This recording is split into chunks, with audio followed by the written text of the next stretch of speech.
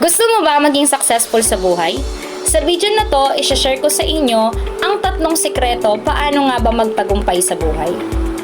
Number 1, kailangan mo magkaroon ng good attitude. Kailangan mo maging determinado, masipag at consistent. Pangalawa, kailangan na magkaroon ka ng self-development. Pangatlo, you need to have network.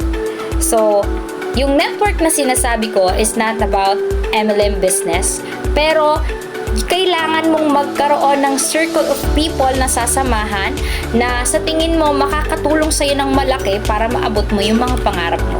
Kaya pansin mo yung mga successful entrepreneurs, isa sa mga pinaka-reason kung bakit sila naging mabilis na maging successful dahil meron silang mentors na pinakikinggan at meron silang mga circle of people na sinasamahan na malaking contribution para maabot nila yung pangarap nila.